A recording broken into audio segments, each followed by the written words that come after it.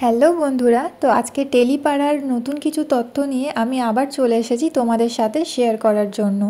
তো বন্ধুরা, তোমরা সকলেই জানো যে রোশনাই স্টার জলসার একটি জনপ্রিয় সিরিয়াল।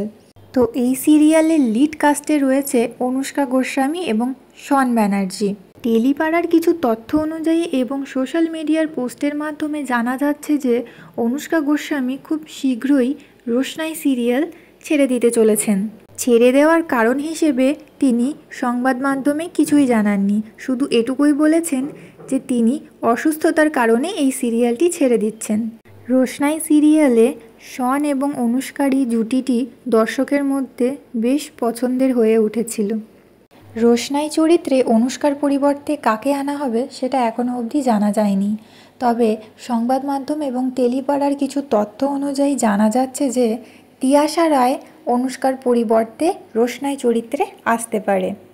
আবার কিছু সূত্রে জানা যাচ্ছে যে রোশনাই চরিত্রে অনুষ্কার পরিবর্তে আমরা সৌমিত্রিষা কুণ্ডুকে দেখতে পারি, অর্থাৎ আপনারা শন এবং সৌমিত্রিষার একটি নতুন জুটি দেখতে পারেন, কিন্তু নতুন প্রোমো না পাওয়া অবধি এখনও অবধি কিছু বলা যাচ্ছে না। রোশনাই চরিত্রে আপনারা অনুষ্কার বদলে কাকে দেখতে চান সেটা কিন্তু কমেন্টে জানাতে একদম ভুলবেন না। আর ভিডিওটি ভালো লাগলে অবশ্যই লাইক শেয়ার করবেন। তো আজকের মতো ভিডিওটা এটুকুই, দেখা হচ্ছে আবার নেক্সট ভিডিওতে।